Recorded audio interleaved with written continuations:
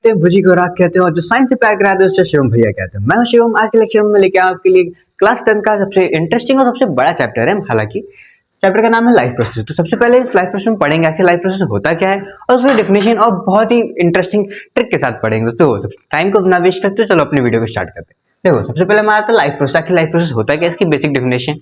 Life process the basic function perform by living organism to maintain their life on this earth are called life process. अब देखो ये तो होगी पूरी गाथा। अब मैं बताता हूँ इसका मतलब क्या होता है। देखो लाइफ प्रोसेस वो होता है जो तुम जीने के लिए अपनी लाइफ में जितनी भी प्रोसेस करते हो अपनी बॉडी के अंदर उसे कहते हैं लाइफ प्रोसेस। क्या तुम्हारा खाना पीना ये सब नहीं, वो तो अलग बात हो गई, लेकिन तुम्हारी बॉडी करती है वो क्या होता है। तो तुम्हारी बॉडी सबसे पहले क्या करती है, सांस लेती है, ये तुम्हारा बेसिक नीड हो गया, लाइफ प्रोसेस हो गया। तुम्हारी बॉडी क्या करती है, ब्लड को फ्लो कराती है, ये भी तुम्हारा लाइफ प्रोसेस हो गया। अब ये सब किसके किसके पार्ट्स में आते हैं वो भी मैं तुम्हें आगे बताऊंगा। देखो अब आगे तुम्हारा लाइफ प्रोसेस, आखिर जो हमारा लाइफ प्रोसेस है वो क्या क्या होता है। तो तुम्हारा लाइफ प्रोसेस में आता है example nutrition, respiration, growth, reproduction, ये सब हमारे लाइफ प्रोसेसेस है। यानी कि लाइफ को आगे बढ़ाने के लिए करने के लिए हमारे लाइफ प्रोसेस है। अब आता है लाइफ प्रोसेस आखिर होता क्या क्या है। तो बेसिकली लाइफ प्रोसेस 3 पार्ट में डिवाइड होता है। पहला हमारा आता है न्यूट्रिशन, तीसरा रेस्पिरेशन, चौथा होता है ट्रांसपोर्टेशन और रिप्रोडक्शन भी है तुम्हारा। लेकिन तुम्हारे एनसीईआरटी में बेसिकली ये 3 टॉपिक्स ही हैं।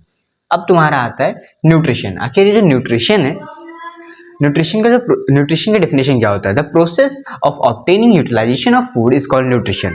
न्यूट्रिशन हमारे बॉडी में जो हम जो फूड एब्जॉर्ब करते खाते हैं उसके अंदर से जो हम न्यूट्रिशन को एब्जॉर्ब करते हैं उसे कहते हैं द प्रोसेस। फिर से पढ़ता हूँ, the process of obtaining utilization of food, यानी फूड के अंदर से हम जो भी एब्जॉर्ब करते हैं उसे हम कहते हैं न्यूट्रिशन। और तो न्यूट्रिशन कितने टाइप्स के होते हैं, 2 टाइप्स। कौन से, autotrophic nutrition, heterotrophic nutrition. Autotrophic nutrition क्या होता है और हेटेरोट्रॉपिक न्यूट्रिशन क्या होता है, दोनों पढ़ते हैं मजेदार तरीके से। देखो ऑटोट्रॉपिक न्यूट्रिशन क्या होता है, पहला इसमें सबसे पहले एक चीज होती है ऑटोट्रॉपिक न्यूट्रिशन। इसमें पहला पॉइंट लिखा है absorb of light energy by chlorophyll, यानी कि ये जो होते हैं क्लोरोफिल की मदद से लाइट एनर्जी को एब्जॉर्ब करता है। देखो क्लोरोफिल तो ह्यूमन में तो होगा नहीं, क्लोरोफिल किसमें होगा, किसी प्लांट्स में होगा। अब ऐसे प्लांट्स में होता है जिनके पास जो ग्रीन ग्रीन में प्लांट दिखते हैं ना उसमें होता है क्लोरोफिल। क्लोरोफिल क्या करते हैं, हमारे सनलाइट के एब्जॉर्ब करते हैं, उससे एनर्जी बनाते हैं। अब देखो सेकंड प्रोसेस क्या होता है हमारे ऑटोट्रॉपिक न्यूट्रिशन में, दूसरा होता है conversion of light energy to chemical energy and splitting the water molecules into hydrogen and oxygen. जो हमारा सेकंड प्रोसेस होता है ऑटोट्रॉपिक में वो होता है जो हमारी लाइट एनर्जी को कन्वर्ट करते हैं किसमें, केमिकल एनर्जी में, और तोड़ते हैं जो हमारा क्या बोलते हैं वाटर होता है उसको तोड़ा जाता है किस किस पार्ट में, हाइड्रोजन ऑक्सीजन के पार्ट्स में तोड़ा जाता है। देखो H2O है तो हमारा टूट जाता है H और ऑक्सीजन, यानी कि हाइड्रोजन और ऑक्सीजन में टूट जाता है। अब देखो हमारा थर्ड प्रोसेस आता है जो कि मेन प्रोसेस क्या होता है, reducing of carbon dioxide and carbohydrates, reduction of carbon dioxide to carbohydrates, यानी कि जो कार्बन डाइऑक्साइड उसको कार्बोहाइड्रेट्स में चेंज करते हैं। कैसे, वो तो अभी आगे पढ़ेंगे। देखो अब देखो ये जो तीनों प्रोसेस पढ़ा ना ये हमारा होता है फोटोसिंथेसिस का प्रोसेस। और फोटोसिंथेसिस एक ऐसा लॉ होता है केवल प्लांट्स में ही होता है, किसमें, केवल प्लांट्स में होता है, याद रखना।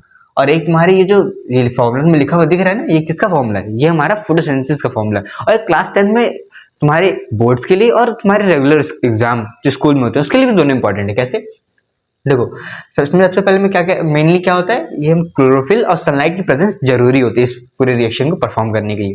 कैसे होता है, देखो 6CO2 प्लस 12 H2O, यानी कि 6 कार्बन मॉलिक्यूल्स, 6 कार्बन डाइऑक्साइड की मॉलिक्यूल्स और 12 वाटर के मॉलिक्यूल्स जब मिक्स होते हैं किसकी प्रेजेंस में, क्लोरोफिल और सनलाइट की प्रेजेंस में, तो हमारा जो क्या बनता है उससे जो हमारा बाई प्रोडक्ट बनता है वो होता है C6H12O6 plus 6O2 plus 6H2O, यानी कि हमारा ग्लूकोज बनता है उसमें हमारे, और जो 6O2 और प्लस 6H2O बन रहा है ना ये हमारा H2O तो इवेपोरेट हो जाता है और सनलाइट की हीट से, लेकिन जो O2 होता है यही हम अपने क्या बोलते हैं रेस्पिरेशन की प्रोसेस में यूज करते हैं। ये O2 इसका रिलीज होता है गैस तुम्हारा, लेकिन जो O2 हमारे लिए फायदेमंद होता है और जो यहाँ पे CO2 कार्बन डाइऑक्साइड ये ले रहा है ये हमारी बॉडी से जाता है, यानी कि चेन टाइप का, कि हम CO2 देते हैं प्लांट्स को, प्लांट्स हमें ऑक्सीजन देता है उसके बदले में। अब देखो ये तो हो गई तुम्हारी नॉर्मल प्लांट्स की बात, लेकिन तुमने देखा होगा रेगिस्तान में जो तुम्हारे प्लांट्स होते हैं उनके पास तो पानी नहीं होता, वो ये सब कैसे करते होंगे तब। अब सोचो तुम, उनके पास पानी नहीं है, बहुत कम मात्रा में पानी उसके पास होता है, तो वो आखिर ऐसा कैसे करते होंगे। तो चलो उसके बारे में देखते हैं। डिजर्ट प्लांट, डिजर्ट प्लांट का एक साइंटिफिक नेम होता है ज़ेरोफिटस, एक्जेरोफिटस। याद रखना तुम्हारे एग्जाम में कभी पूछ लिया जाता है। उसके बाद हम आता है इसके डिफिनेशन पढ़ते हैं एक बार, चलो उसको उसके बाद मैं समझाता हूँ क्या होता है। इसमें लिखा है they takes up carbon dioxide at night and prepare their intermediate compound which is accepted upon by the energy absorb by chlorophyll during the day. इसमें लिखा है, और यहाँ लास्ट में जो मैलिक एसिड ग्लूकोज एसिड लिखा है, ये चलो पढ़ते हैं क्या होता है। इसमें लिखा है जो हमारा डेजर्ट प्लांट होते हैं वो कार्बन डाइऑक्साइड क्या बोलते हैं, कार्बन डाइऑक्साइड एट नाइट, यानी कि नाइट में कार्बन डाइऑक्साइड स्टोमेटा की मदद से लेते हैं, क्योंकि स्टोमेटा अगर दिन में खोलेंगे वो क्या जितने भी वाटर है ना वो इवेपोरेट हो जाएंगे। अब स्टोमेटा क्या होता है वो आगे पढ़ेंगे, चलो बस अभी तक याद रखो। हाँ, स्टोमेटा क्या करता है, अगर दिन में स्टोमेटा खोलेंगे तो जो हमारा जो वाटर सारा इवेपोरेट है, इसलिए क्या कहते हैं रात में स्टोमेटा खोलते हैं और उससे क्या होता है कार्बन डाइऑक्साइड को एब्जॉर्ब कर लेते हैं। और हमारा जो क्या बोलते हैं विच is accepted upon the energy absorb by chlorophyll during the day, यानी कि दिन में जो उनके अंदर जो हरे हरे होते हैं ना वो क्या करते हैं सनलाइट की एनर्जी को स्टोर कर लेते हैं, और रात में वो क्या बोलते हैं नीचे से पानी ले लेते हैं और स्टोमेटा की मदद से वो कार्बन डाइऑक्साइड गैस को अंदर ले लेते हैं। उसके बाद क्या करते हैं वो फाइनल प्रोडक्ट बनाते हैं जो क्या कहते हैं ग्लूकोज, और जो इंटरमीडिएट कंपाउंड है ना इसी को हम लोग कहते हैं मैलिक एसिड। याद रखना इंटरमीडिएट कंपाउंड क्या कहलाता है मैलिक एसिड, और जो फाइनल प्रोडक्ट होता है उसे हम लोग क्या कहते हैं ग्लूकोज। अब देखो अब आता है हमारा स्टोमेटा, आखिर जो मैं बताता स्टोमेटा, वो स्टोमेटा आखिर होता क्या है, वो सब काम क्या होता है, उसके डायग्राम कैसे कैसे। देखो पहला ये स्टोमेटा का डायग्राम सब फुल टाइप का तुम्हारा होता है, और उसमें देखो बेसिकली जो बीच में तुम्हारे ऐसे लिखे ना ब्लैक ब्लैक, इसको हम कहते हैं स्टोमेटल पोर। स्टोमेटल पोर जो कि अभी देखो यहाँ क्लोज है, और इस डायग्राम में देखो यहाँ पे ओपन है। अब तुम्हारा आते हैं जो दो काजू टाइप के तुम्हें दिख रहे हैं ना, वो काजू आखिर होते क्या है, इसमें जो काजू टाइप के दिख रहे हैं वो होते हैं गार्ड सेल। गार्ड सेल मतलब एक ऐसा तुम्हारे होते हैं तुम्हारे स्कूल में गार्ड, वो क्या करते हैं दरवाजे को खोलते और बंद करने का काम करते हैं। तो वैसे यहाँ पे भी गार्ड सेल का यही काम है कि वो हमारे स्टोमेटल पोर्स खोलते और बंद करते। अब देखो उसके बाद हमारा है स्टोमेटा, ये ओपन और ये क्लोज। अब इसके बीच में जो काजू के अंदर जो तुम्हें काजू दिख रहा है ना गार्ड सेल, इसके बीच में तुम्हें पॉइंट पॉइंट दिख रहा होगा, उसको हम लोग क्या कहते हैं, उसको हम लोग कहते हैं क्लोरोप्लास्ट। इसी की वजह से हमारा क्या बोलते हैं सनलाइट एब्जॉर्ब और वो होता है क्लोरोप्लास्ट, ग्रीन पिगमेंट होता है, ये याद रखना। अब तुम्हें दो डायग्राम दिख रहे होंगे, एक क्लोज और एक ओपन। जब क्लोज रहता है तब ना ही वाटर ना ही तुम्हारा कार्बन डाइऑक्साइड ना कार्बन डाइऑक्साइड आता है ना वाटर इवेपोरेट हो पाता है। लेकिन जब ओपन होता है तब तुम्हारा कार्बन डाइऑक्साइड अंदर आता है, ऑक्सीजन बाहर जाता है और वाटर इवेपोरेट होता है तुम्हारा, ये सब सारे प्रोसेस होते हैं। अब देखो अब पढ़ते हैं आखिर जो हमारा स्टोमेटा है इसकी डेफिनेशन क्या होती है, और आखिर इसकी मतलब एनसीईआरटी में तुम्हारे कैसे दे रखा है और उसको याद कैसे करेंगे। एक सिंपल ट्रिक बताऊंगा इसके बारे में।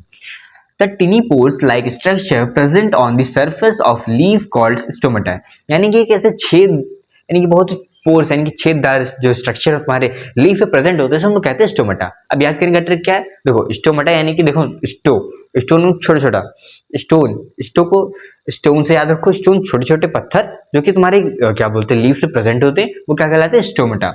इसको इस तरीके से याद रखना। अब तुम्हारा था एक नोट, आखिर नोट क्या लिखा है इसको पढ़ते हैं। The exchange of gases occurs across the surface of stem root and leaf.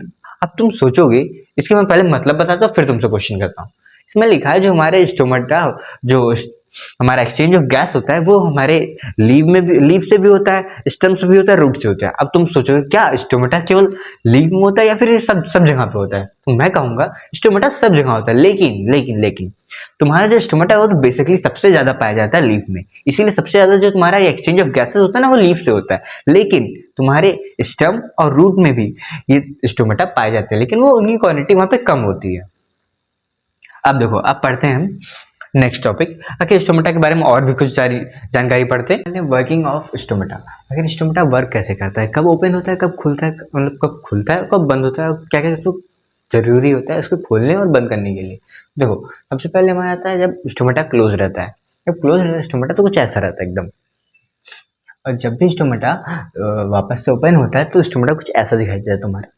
अब देखो अब आखिर ओपन कैसे होता है, जब गार्ड सेल के अंदर वाटर भरने लगता है, जब गार्ड सेल क्लोज हो जाती है, श्रिंक हो जाती है एकदम, तो उसके अंदर वाटर भरने लगता है, तो हमारा जो गार्ड सेल है वो स्वेल हो जाता है, फूल जाता है। अगर फूल जाता है तो उसके बीच में गैपिंग आ जाती है, उसके दो गार्ड सेल के बीच में गैपिंग आ जाती है, और जब गैपिंग आती है उसे हम कहते हैं ओपन गार्ड सेल।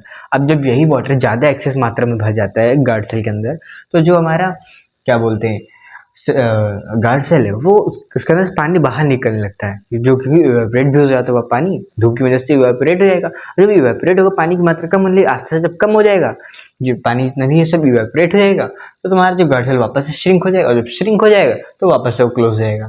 तो फिर समझाता हूँ, जब भी हमारा जो प्लांट्स है वो एक्सेसिव वाटर को गार्ड सेल के अंदर भेजेगा, तो गार्ड सेल स्वेल हो जाएगा। जब गार्ड सेल स्वेल होगा तो हमारा स्टोमेटा ओपन हो जाएगा, और जो स्टोमेटा ओपन हो जाएगा तो जो गार्ड सेल के अंदर पानी था वो आस्ते आस्ते सनलाइट की वजह से इवेपोरेट हो जाएगा। जब वाटर इवेपोरेट हो जाएगा तो पानी श्रिंक हो, मतलब गार्ड सेल श्रिंक हो गया, सूख गया तो वापस आपस में मिल जाएंगे, तो क्या होगा, गार्ड सेल वापस से क्लोज हो गया। तो यही प्रोसेस तुम्हारा रिपीट होता रहता है।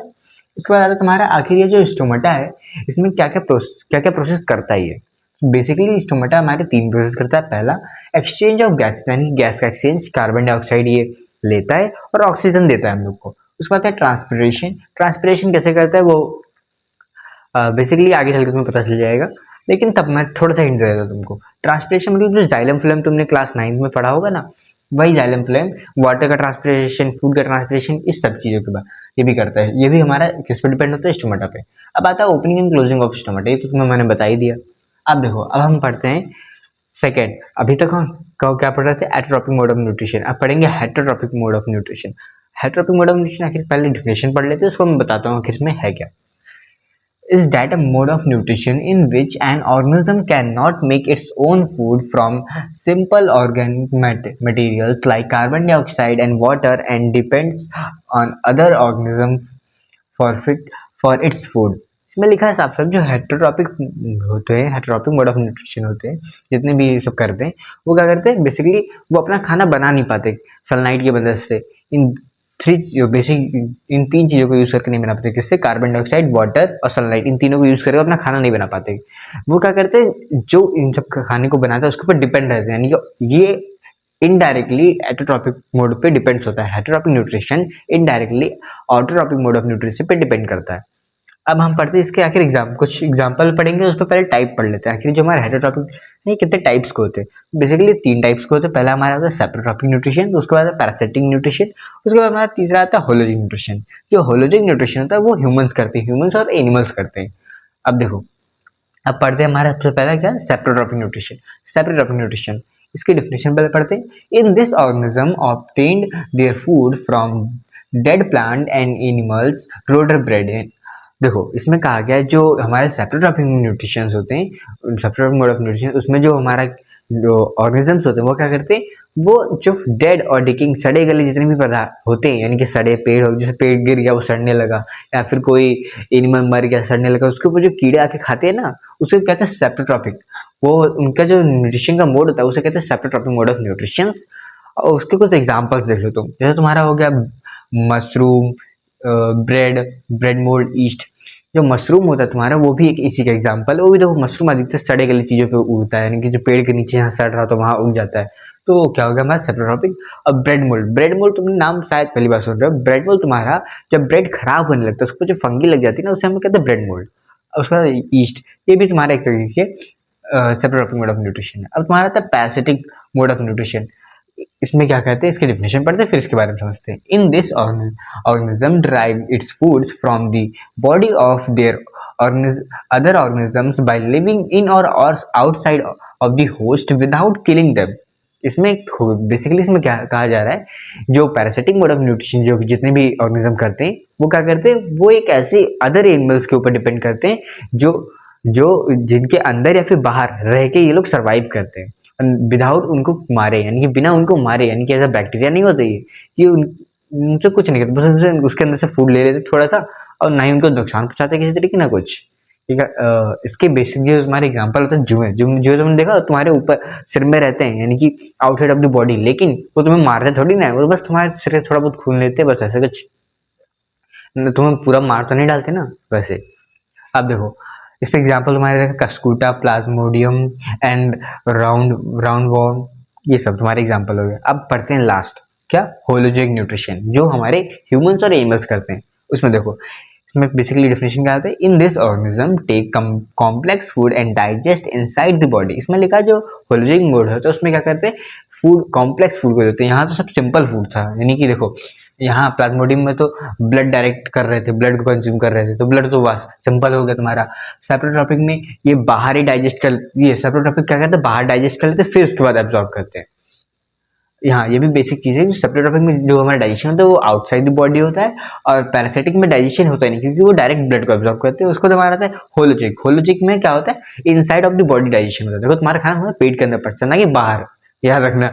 क्या पता तुम्हारा खाना बाहर, तुम्हारे पेट के बाहर पच रहा हो, उसमें तुम खा रहे हो, तो थोड़ा सा सोचना।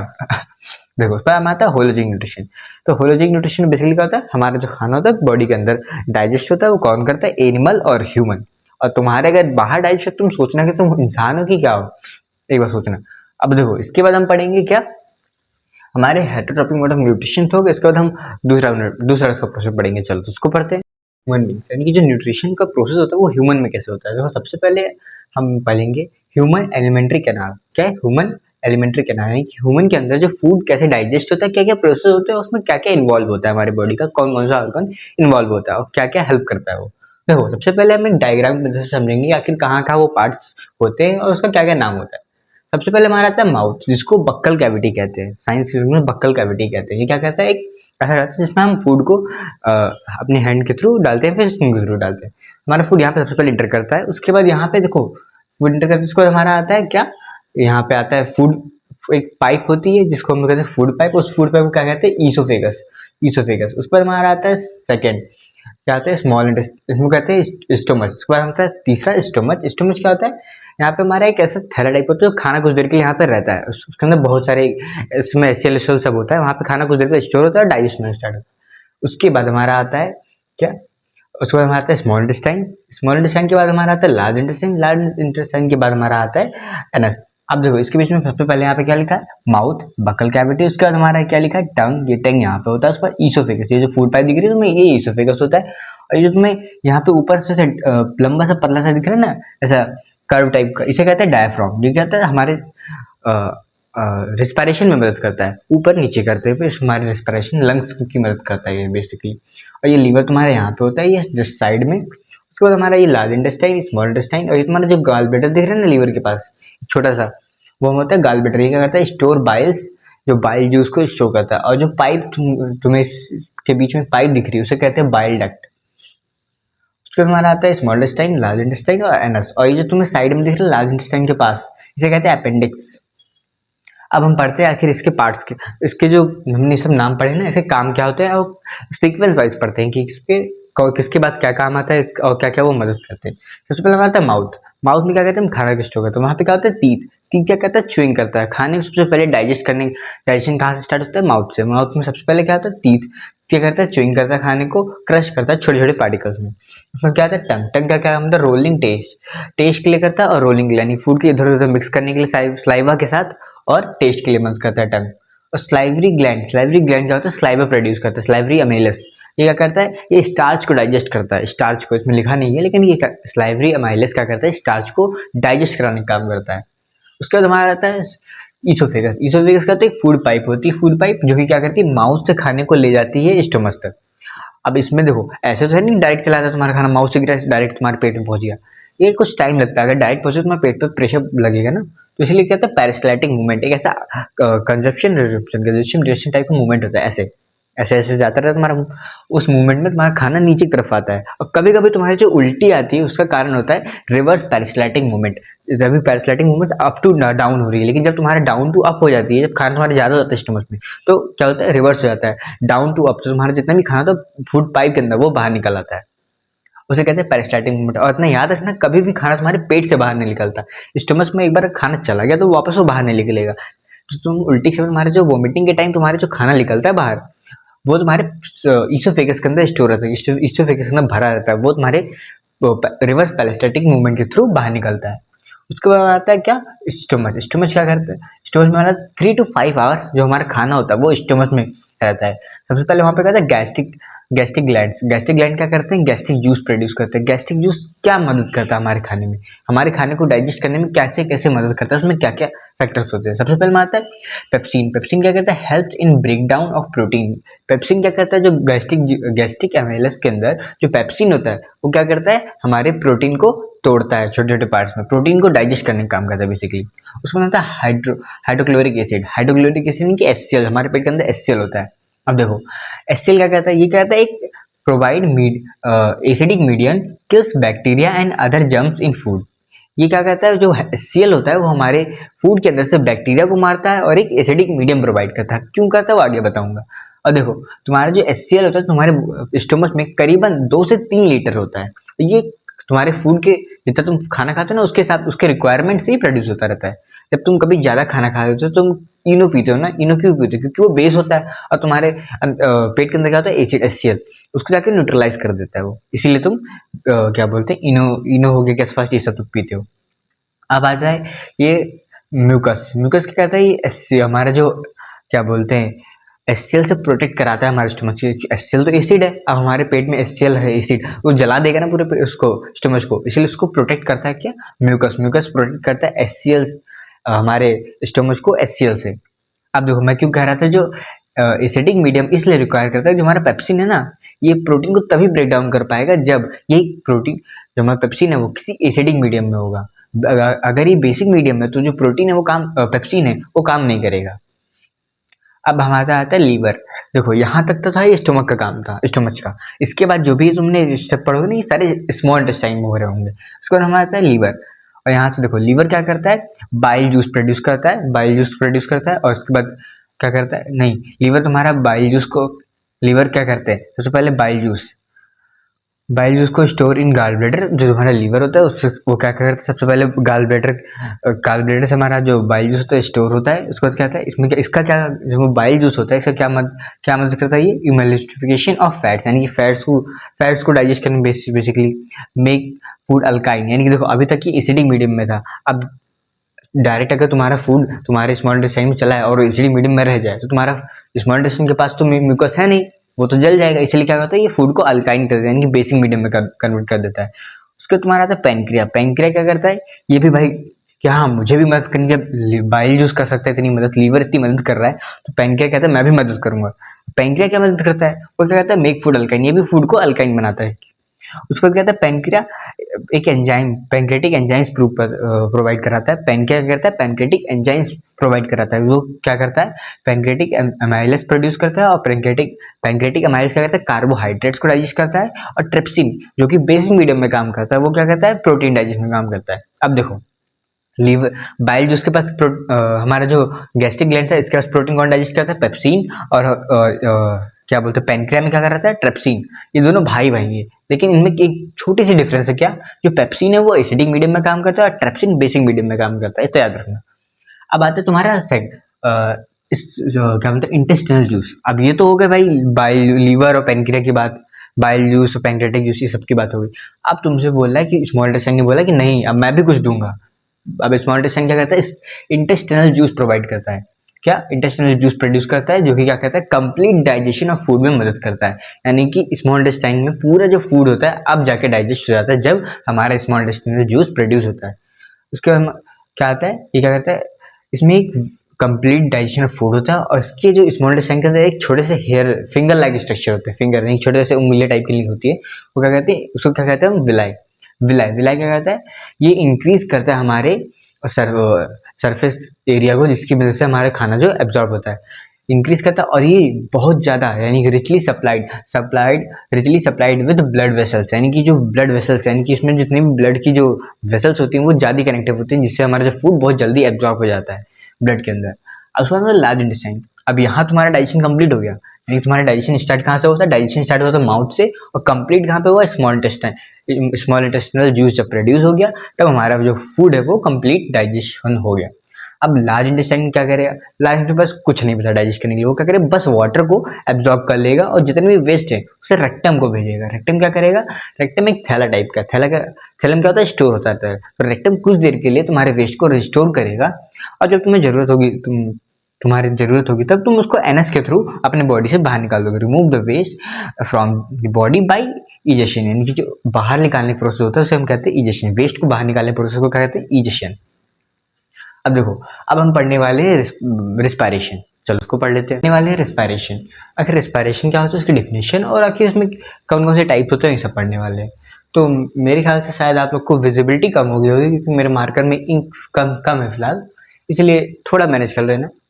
तो चलो पढ़ते हैं रिस्पायरेशन। रिस्पायरेशन क्या होता है, इसकी डिफिनेशन पढ़ते हैं। Process of breaking down the food to produce energy, यानी कि इसमें क्या होता है, फूड को ब्रेक डाउन करते हैं किस लिए, ताकि उसमें से एनर्जी प्रोड्यूस कर सके, एनर्जी प्रोड्यूस करने के लिए। टाइप्स क्या होता है, एरोबिक एंड एनारोबिक। फिर से पढ़ लो definition. Process of breaking down the food to produce energy, ये हो गया। उस पर टाइप्स क्या होते हैं, एरोबिक एंड एनारोबिक रिस्पायरेशन। पहला एरोबिक रिस्पायरेशन, दूसरा एनारोबिक रिस्पायरेशन। इतना रखना, जो एरोबिक रिस्पायरेशन होता है उसमें ऑक्सीजन रहता है, उसमें ऑक्सीजन इन्वॉल्व होता है। जो एनारोबिक होता है उसमें ऑक्सीजन नहीं होता, उसमें ऑक्सीजन की इन्वॉल्वमेंट नहीं जरूरी होती है। चलो सबसे पहले एरोबिक रिस्पायरेशन आखिर क्या होता है, इसमें क्या क्या जरूरत पड़ता है। सबसे पहले देखो क्या होता है इसमें, O2 रिक्वायर्ड होती है, यानी कि ऑक्सीजन की रिक्वायरमेंट है, अभी मैंने बताया तुम्हें। उसके बाद आता है it's end product CO2 and H2O। इसके जो इंड प्रोडक्ट होते हैं वो CO2 एंड H2O होते हैं, यानी कार्बन डाइऑक्साइड और यानी कि वाटर, ये दो इसके इंड प्रोडक्ट होते हैं। इसमें क्या होता है, complete breakdown of glucose and take place, यानी कि इसमें क्या होता है, कंप्लीट ब्रेकडाउन होता है फूड का और ग्लूकोज ग्लूकोज बनता है इसमें। अब क्या होता है इसमें मोर एनर्जी, देखो जब ज्यादा पूरा फूड ब्रेकडाउन हो जाएगा तो उसमें ज्यादा एनर्जी प्रोड्यूस होगी। अब यही एनारोबिक में करते हैं। जो एनारोबिक होता है इसमें O2 की रिक्वायरमेंट नहीं होती, यानी कि यहाँ पे ऑक्सीजन की रिक्वायरमेंट नहीं होती, ऑक्सीजन इन्वॉल्व नहीं होता। उसमें कहता है incomplete breakdown of glucose take place. इसमें क्या होता है, इनकम्प्लीट ब्रेकडाउन ऑफ ग्लूकोज, यानी कि जो फूड है वो पूरा ब्रेकडाउन नहीं होता। तो इसमें क्या बोलते हैं, ग्लूकोज उतना अच्छे से नहीं बन पाता, में लेस एनर्जी। अब देखो यहाँ पे जब पूरा कर रहा था तो ज्यादा एनर्जी, जब कम कर रहा है तो जाहिर सी बात है कम एनर्जी प्रोड्यूस होगी। अब देखो इसके जो इंड प्रोडक्ट होते हैं वो क्या होते हैं, CO2 and ethanol and lactic acid. इसके जो इंड प्रोडक्ट होते हैं वो CO2 हो सकते हैं, एथेनॉल और लैक्टिक एसिड ये सब हो सकते हैं। अब पढ़ते हैं एल्वुलाई। एल्वुलाई देखो, एल्वुलाई बेसिकली तुम्हारा एक ऐसा स्टैक लाइक स्ट्रक्चर, यानी बोरे की तरह की स्ट्रक्चर होता है जो कि फूल जाता है, बलून टाइप का। बलून समझ लो, बलून समझ लो, बलून तुम्हारा जब कभी फूल जाता है और फिर वापस से छोटा होता है, फूल जाता है फिर छोटा होता है। जब हवा भरता है तो फूल जाता है, और उसके बाद जब जैसे हवा जाता है तो वापस से छोटा हो जाता है। इतना इसको इस तरीके से तुम याद रख सकते हो, एल्वुलाई। फिर कहते हैं इसमें क्या होता है, site of exchange of gases, यानी कि जो तुम्हारे गैसेज आते हैं। देखो तुम्हारे शरीर में कोई ये नहीं कहना तुम कि यहाँ नोज में तुम्हारे ऑक्सीजन ऑक्सीजन केवल जाता है, कार्बन डाइऑक्साइड नहीं आता। तुम दोनों इनहेल करते हो। तुम क्या करते हो, तुम दोनों गैसेस को इनहेल करते हो, ऑक्सीजन भी कार्बन डाइऑक्साइड दोनों। वो सब तुम्हारे एल्वुलाई तक जाते हैं। एल्वुलाई से जब तुम्हारा ब्लड वेसल्स तक जो तुम्हारा गैस जाता है उसमें तुम्हारा एक्सचेंज होता है, उसमें ऑक्सीजन चला जाता है, कार्बन डाइऑक्साइड वापस चला आता है। देखो बेसिकली क्या होता है, जब भी तुम अब क्या बोलते हैं रिस्पायरेशन करते हो, तुम्हारे जो लंग्स होते हैं उसके अंदर सबसे पहले तो ब्रोंकाई ब्रोंकेलस ऐसे जाएगा, भी आगे में पढ़ेंगे हम। उसके बाद जो तुम्हारा एल्वुलाई है ये क्या कहता है, जो कंसंट्रेशन जिसकी ज्यादा होती है उसको भेज देता है और जिसकी कंसंट्रेशन कम होती है उसको वापस ले लेता है। ऐसे ऐसे ही वर्क करता है। अभी आगे और अच्छे समझाऊंगा, चलो पहले ये पढ़ लेते हैं। इसमें क्या होता है, balloon like structure expand when air इंटर्स large surface area, यानी कि जब एयर भरता है तो एक्सपेंड कर जाता है बलून लाइक स्ट्रक्चर की तरह, और जब एक्सपेंड करे तो सरफेस एरिया बढ़ जाएगा। जो तुम्हारा एब्जॉर्प्शन है, ऑक्सीजन का एक्सचेंज है वो जल्दी हो जाएगा, गैसेस एक्सचेंज। अब तुम्हें कुछ हल्का हल्का ध्यान आ रहा होगा, यहाँ पे गैस का एक्सचेंज किससे हो रहा है, एल्वुलाई की मदद से, और वहां प्लांट में गैस का एक्सचेंज किसकी मदद से हो रहा है, स्टोमाटा की मदद से। तो मतलब हमारे शरीर में जो स्टोमाटा, आखिर रियली में जो स्टोमाटा होता है उसको कहते हैं एल्वुलाई कहते हैं, समझ लो। इतने इतना तुम याद रखना। गैसी एक्सचेंज, मैं गैसी एक्सचेंज की बात कर रहा हूँ, बाकी और किसी चीज की इतना ध्यान रखना। गैस एक्सचेंज यहाँ किससे होता है हमारे शरीर में, एल्वुलाई की मदद से, और उसमें किसकी मदद से होता है, स्टोमाटा की मदद से। अब देखो, अब उसके बाद thin walled and moist surface, यानी कि इसकी जो वॉल होती है बहुत थिन होती है। थिन क्यों होती है, क्योंकि एक्सचेंज करने में मदद होता है। अब ज्यादा मोटे हो तो उसे ज्यादा टाइम लगेगा, ज्यादा प्रोसेस लगेगा, तो उतना टाइम तो है नहीं तुम्हारे पास, क्योंकि तुम्हें सांस जरूरी है तुम्हारे लिए, ऑक्सीजन जरूरी है तुम्हारे ब्लड के लिए, इसलिए वो थिन होती है, और ताकि उससे आसानी से सप्लाई एक्सचेंज हो पाए गैस। और richly supplied with network of vessels, जाहिर सी बात है रिचली सप्लाइड भी होगी, क्यों, क्योंकि जितना ज्यादा सप्लाई उसके आसपास ब्लड का होगा उतना ज्यादा जल्दी जल्दी वो जो ऑक्सीजन है वो ब्लड में जा पाएगा, और जो ब्लड के कार्बन डाइऑक्साइड है वो वापस हमारे एल्वुलाई में आ पाएंगे। अब देखो, अब पढ़ते ब्रीथिंग का, जो ब्रीथिंग इन ह्यूमंस, यानी ह्यूमन में जो ब्रीथिंग प्रोसेस होता है वो कैसे कैसे होता है। सबसे पहले में आता है नोस्ट्रिल। ये सब तुमने जो लिखा है ना, अगर तुम्हें इसके डायग्रामेटिक वीडियो देखना तो मैंने इस वीडियो के नीचे लिंक कर दिया है, उसमें तुम जाके देख सकते हो मेरे शॉर्ट्स में। वहां पे तुम्हें इसके डायग्राम मिल जाएंगे और तुम बेसिकली तुम समझ पाओगे कि कैसे कैसे वो डायग्रामेटिक रिप्रेजेंट होता है, क्या क्या इसके फंक्शन। मैंने बहुत अच्छे तरीके से वहां पर समझाया है, तुम देख सकते हो एक बार। वैसे मैं भी यहाँ भी बताता हूँ तुमको, जो नोस्ट्रिल होता है हमारा, समझ लो नोस्ट्रिल, यहाँ पे नोस्ट्रिल नोजल पैसेज अंदर होता है, उसको तुम्हारा फेरिक्स आता है, उसको लेरिक्स यानी कि जैसे तुम्हारी वॉइस बॉक्स जिसे तुम कहते हो, लेरिक्स आता है, फिर ट्रैकिया आता है, ट्रैक के बाद ब्रोंकाई, ब्रोंकाई तो एक पाइप, उसके बाद ब्रोंक्यूलस, यानी कि उसके जो पार्ट है तो ब्रोंक्यूलस, ब्रोंकाई ब्रोंकेलस छोटे छोटे पार्ट्स में डिस्ट्रीब्यूट हो जाता है। उसके बाद हमारा आता है एल्वुलाई, उसके बाद आता है एल्वुलाई, उसके बाद आता है ब्लड, उसके बाद वापस से प्रोसेस होता है। अब देखो, जब तुम इनहेल करते हो तो यानी कि हवा अंदर आती है। हवा सबसे पहले कहाँ आती है? नोस्ट्रल, नोस्ट्रल के बाद नोजल पैसेज, नोजल पैसेज के बाद फेरिक्स, फेरिक्स के बाद लैरिक्स, लैरिक्स के बाद ट्रैकिया, ट्रैकिया के बाद ब्रोंकाई, ब्रोंकाई के बाद ब्रोंकियलस, ब्रोंकियलस के बाद एल्वुलाई, एल्वुलाई के बाद ब्लड। ये तो तुम्हारा हो गया इनहेलेशन, जब तुम सांस लेते हो। लेकिन जब तुम एक्सहेल करते हो, सांस छोड़ते हो वापस, तो तुम क्या कर रहे होते हो? तुम्हारे ब्लड के पास से जो CO2 होता है, वो जो CO2 होता है वो ब्लड के through alveoli, alveoli to bronchioles, bronchioles to bronchi, bronchi to trachea, trachea to larynx, larynx to pharynx, pharynx to nasal passage, nasal passage to nostril. यानी कि यहाँ पे तुम्हारे क्या होता है? यहाँ पे दोनों गैसेस आती है, तो याद रखना यहाँ पे ऑक्सीजन और कार्बन डाइऑक्साइड, इनहेलेशन के प्रोसेस में ऑक्सीजन और कार्बन डाइऑक्साइड दोनों तुम्हारे ब्लड यहाँ एल्वुलाई में आते हैं। लेकिन लेकिन जब तुम्हारे एल्वुलाई से वापस जाता है एक्सेलरेशन के प्रोसेस में, केवल तुम्हारा CO2 बाहर जाता है। क्यों? क्योंकि जो ऑक्सीजन होता है वो ज्यादा से ज्यादा तुम्हारे ब्लड में चला जाता है, सप्लाई हो जाता है। थोड़ी मात्रा में हो सकता है, ये क्या बोलते हैं, एक्सेप्शन है, लेकिन तुम्हारे बेसिकली यहाँ पे CO2 ही बाहर जाता है, क्योंकि ऑक्सीजन तुम सारा अपने ब्लड में एब्जॉर्ब कर लेते हो। अब इसके बाद पढ़ेंगे हम ट्रांसपोर्टेशन। ट्रांसपोर्टेशन हमारी बॉडी में ह्यूमन्स में कैसे होता है, प्लांट्स में कैसे होता है, वो चलो पढ़ लेते हैं। ट्रांसपोर्टेशन, आखिर जो ट्रांसपोर्टेशन होता है इसमें क्या होता है? तो सबसे पहले अगर ह्यूमन की बात करें तो इसमें के अंदर आता है सर्कुलेटरी सिस्टम। सर्कुलेटरी सिस्टम मतलब यहाँ से एक जगह से दूसरी जगह पहुँचाना किसी चीज़ को, या फिर दूसरी जगह से इस जगह लाना। तो उसमें तीन बेसिकली हमारे बॉडी में तीन चीज़ होती हैं। क्या? पहला ब्लड होता है, दूसरा ब्लड वेसल्स होता है, तीसरा हार्ट होता है। Blood, blood vessels and hearts, ये तीन चीज़ होती है हमारी बॉडी में जो कनेक्ट कराती है एक दूसरे को, सारे ऑर्गन्स को कनेक्ट करती हैं। देखो सबसे पहले आता है ब्लड। ब्लड में क्या होता है? प्लाज्मा। प्लाज्मा क्या करता है? ट्रांसपोर्टेशन ऑफ डाइजेस्टिव फूड, पहला काम। दूसरा CO2, तीसरा वाटर, चौथा हार्मोन्स। यानी कि जो ब्लड होता है उसमें जो प्लाज्मा होता है, बेसिकली प्लाज्मा वो क्या करता है? ट्रांसपोर्टेशन ऑफ डाइजेस्टेड फूड, यानी कि जो डाइजेस्टेड फूड होते हैं उसको ट्रांसपोर्ट करता है एक जगह से दूसरी जगह। उसके बाद CO2 यानी कार्बन डाइऑक्साइड को भी ट्रांसपोर्ट करता है। उसके बाद जो वाटर होता है उसको भी, और हमारे हार्मोन्स यानी कि जो हार्मोन्स हमारे रिलीज होते हैं उसको भी ट्रांसपोर्ट कौन करता है? प्लाज्मा। ब्लड करता है, ब्लड में कौन? प्लाज्मा। उसके बाद हमारा आता है रेड ब्लड सेल्स। आखिर रेड ब्लड सेल्स होते क्या? देखो red blood cells basically haemoglobin की वजह से होते हैं। उसमें लिखा है haemoglobin in RBC helps in oxygen transport, यानी कि अगर ब्लड में ऑक्सीजन ट्रांसपोर्ट करवाना है तो उसके लिए हमें हीमोग्लोबिन चाहिए। हीमोग्लोबिन क्या करता है? ब्लड का कलर रेड करता है, याद रखना। उसके बाद आता है white blood cells. White blood cells क्या होता है? हमारे white blood cells basically antibody होते हैं जो कि एंटीबॉडी प्रोड्यूस करते हैं। हमारी जो जहाँ पे तुम चोट खा जाते हो ना, वहाँ पे तुम्हें क्या बोलते हैं, एक जो बाहर से बैक्टीरिया आने लगते हैं वहाँ से बॉडी के अंदर, तो उसके अंदर उससे लड़ता है, अगेंस्ट उसके अगेंस्ट लड़ता है और तुम्हें एक ऐसा इम्यूनिटी प्रोवाइड कराता है। वो क्या होता है? व्हाइट ब्लड सेल्स करते हैं। उसके बाद प्लेटलेट्स। आखिर प्लेटलेट्स क्या होते हैं? अब जब भी तुम चोट खा जाते होगे, तुम्हारे जो जैसे चोट खा गए उसके आगे तुम एक दिन में कुछ दिन बाद देखोगे तो उसके आगे परत जमने लगती है, काली कलर की पपड़ी जमने लगती है। वो क्या होता है? वो प्लेटलेट्स ही होते हैं जो कि वहाँ जाके कवर कर लेते हैं उस होल को, उस जगह को, और ब्लड के फ्लो को रोक देते हैं। जो ब्लड हमारे शरीर से खून निकलते रहता है उसको रोक देते, तुरंत ब्लॉक कर देते हैं। क्लॉटिंग ऑफ ब्लड, यानी कि ब्लड के जो बाहर बहता है उसको, उससे रोकने का काम कौन करता है? प्लेटलेट्स। अब देखो, अब पढ़ते हैं ब्लड वेसल्स। आखिर ब्लड वेसल्स होते हैं, ये तो ब्लड हो गया कि ब्लड जा रहा है। अब ब्लड किन किन रास्तों से जाता है, उस रास्तों को हम कहते हैं ब्लड वेसल्स। अब ब्लड वेसल्स बेसिकली तीन टाइप्स के होते हैं, आर्टरी, वेन एंड कैपिलरीज। अब इसके बारे में पढ़ते चलो।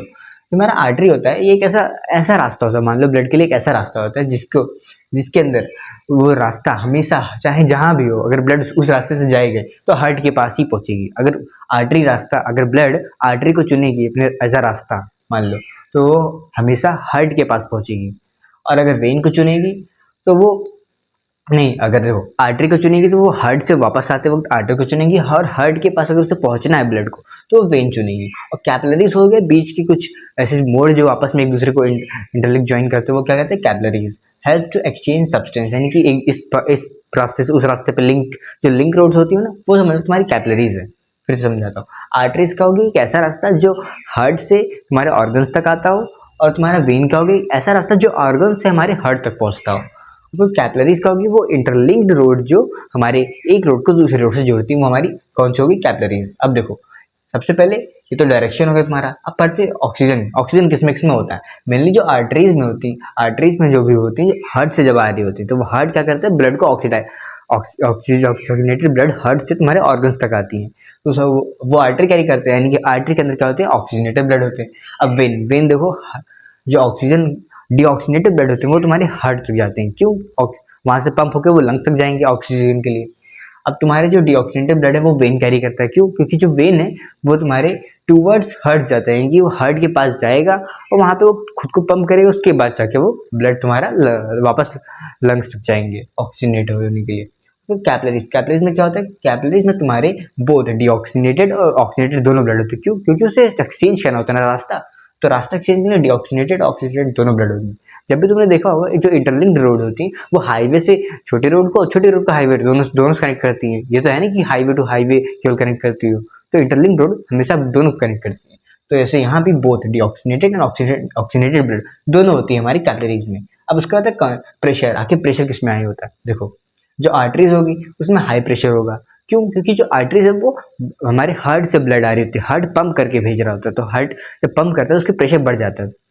अब जो वेन होती है वो हार्ट के पास जा रही है, वो हार्ट से नहीं आ रही, तो उसके पास प्रेशर कम है एज कम्पेयर टू आर्टरी। और जो कैपिलरीज होती है इसमें मीडियम होती है। क्यों? क्योंकि इसमें भाई वो इंटरलिंक्ड रोड इंटरलिंक है ना, तो वो एक दूसरे से ट्रांसफर करता है, उसके पास उतनी ज़्यादा क्या बोलते हैं, वेन की कंपेरिजन लो भी नहीं है और आर्टरी की कंपेरिजन हाई भी नहीं, वो मिडिल में आता है, यानी कि मीडियम। अब देखो, अब हम वॉल्स की बात हो, यानी कि जो उसके रास्ते होते हैं, रास्ते कैसे होते हैं, देखो तुमने जब भी देखा हाईवे ज़्यादा मजबूत होते हैं और तुम्हारे जो नॉर्मल रोड होते हैं थोड़े कमजोर होते हैं एज कम्पेयर टू हाईवे। तो वैसे यहाँ पे भी तुम देखोगे तो भाई आर्टरीज है, आर्टरीज में जो तुम्हारी थिक वॉल होती है, क्यों थिक है, इलास्टिक यानी कि मोटी भी होती हैं और इलास्टिक मतलब मूवेबल भी होती हैं, फैल सकें। क्यों? क्योंकि आर्टरी में हाई प्रेशर है। अब हाई प्रेशर भाई उससे तो ज़्यादा फोर्स लगेगा ना दीवार पे, वॉल्व से ज़्यादा फोर्स लगेगा, जितनी भी वॉल होंगी उसमें ज़्यादा प्रेशर लगेगा, और प्रेशर ज़्यादा लगेगा तो जाहिर सी बात है अगर पतली होगी तो वो वॉल्व फट जाएगी, हमारी जो आर्टरीज है वो फट जाएगी। तो आर्टरीज ना फटे इसलिए वॉल्व को थिक कर देते हैं, और इलास्टिक इसलिए ताकि वो मूवेबल हो तुम्हारे। अब आता है वेन।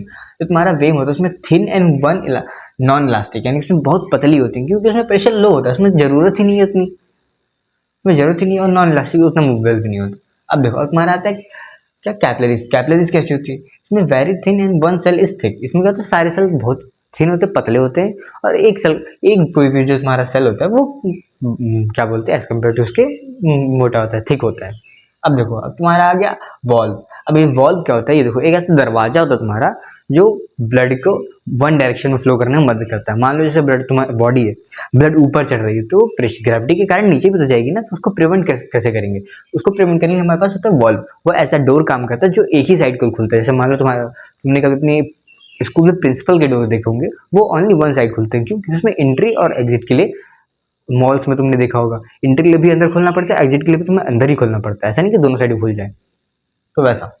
अब देखो, जो वॉल्व्स है वो हमारे आर्टरीज में एब्सेंट होता है। क्यों? क्योंकि आर्टरीज में हाई प्रेशर होता है, उसको जरूरत नहीं, वो सीधे जाएगा तुम्हारा, वो ग्रेविटी के उसमें कोई वो लगेगा। लेकिन जो वेन होता है उसमें लो प्रेशर होता है, लो प्रेशर होता है उसमें ग्रेविटी का फर्क पड़ेगा, ग्रेविटी का फर्क पड़ेगा तो उसके लिए तुम्हारे पास वॉल्व होना चाहिए उसको प्रिवेंट करने के लिए। तो हाँ, तुम्हारे वेन में जो होता है वो वॉल्व प्रेजेंट होते हैं। और कैपिलरीज में भी एब्सेंट होते हैं क्योंकि उसमें मीडियम प्रेशर होता है, प्रेशर तो होता है ना, तो इसलिए उसमें भी जरूरत नहीं होती है वॉल्व्स की।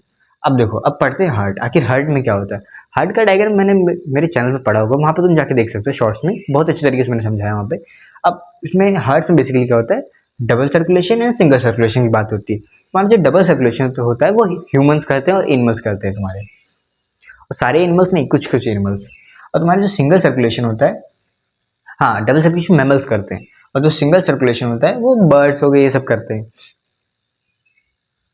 अब तुम देखो, तुम्हारा डबल सर्कुलेशन है, इसमें क्या होता है, इसमें जो ब्लड होता है, blood enters twice into heart to complete the full circuit और साइकिल। यानी कि जो तुम्हारा डबल सर्कुलेशन में जो ब्लड होती है वो तुम्हारे हार्ट में 2 बार इंटर करती है, तो वो पूरे सर्किट या साइकिल को कंप्लीट करने के लिए। अब देखो, 2 बार इंटर करती है, ये क्वेश्चन ऐसे ट्रिकी पूछ सकते हैं कि 2 बार इंटर करती है, लेकिन अगर तुमसे ये पूछ ले कि ब्लड कितनी बार ये क्या इंटर करती है, अब कितनी बार पास करते अगर पूछ ले, how many times blood pass in double circulation, तो इसका आंसर 4 हो जाएगा। कैसे? इंटर तो 2 बार करती है, लेकिन एग्जिट भी तो करती है ना, तो इंटर एग्जिट को मिला के वो 4 हो जाएगा। अगर तुमसे कल ये पूछे how many times blood इंटर्स in double circulation, तो तुम्हारा 2 होगा। अगर ये पूछ ले how many times blood flow in heart in double circulation, तो तुम्हारा आंसर होगा 4।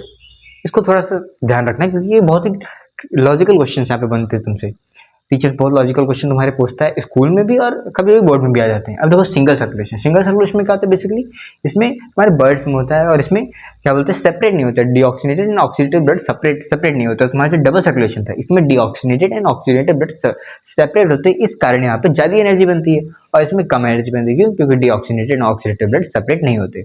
और देखो इसमें क्या होता है, blood enters only once in heart to complete the full cycle. इसमें भी ऐसा अगर इंटर्स की बात पूछे तो तुम्हारे पास 1 होगा, अगर पास पूछे या फिर फ्लो पूछे तो तुम्हारे पास कितना होगा 2। अगर तुमसे पूछे how many times blood pass in single circulation तुम्हारा ऑप्शन होगा 2। अगर पूछे how many times blood इंटर्स in single circulation तुम्हारा आंसर होगा 1।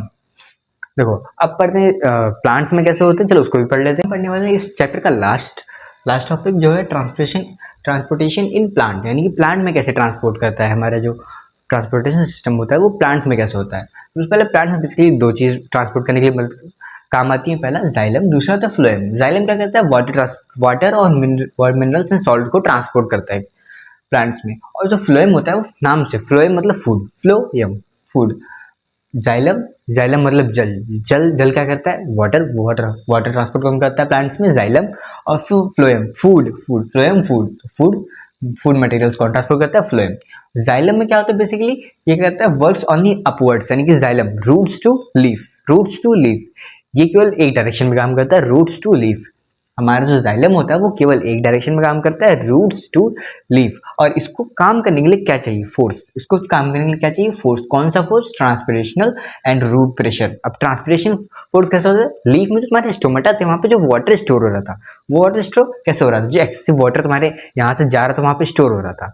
अब वहां पे जब वाटर इवेपोरेट हो रहा था तो वहां पे जो जगह बच रही थी उस जगह को फिल करने के लिए यहाँ से एक प्रेशर लग रहा था। उस प्रेशर को कहते हैं ट्रांसपिरेशनल पुल। और जो रूट प्रेशर होता है तुम्हारा रूट के पास, जो रूट प्रेशर खींचता है, जब वहां नीचे से खींच रहा है पानी तो पानी ऊपर की तरफ जाएगा ना, तो ऊपर की तरफ जब जगह खाली तो वहां जाएगा, तो उसको कहते हैं रूट प्रेशर। तुम्हारा ट्रांसपिरेशन और रूट प्रेशर, ये दोनों आई होप तुमको समझ में आया होगा।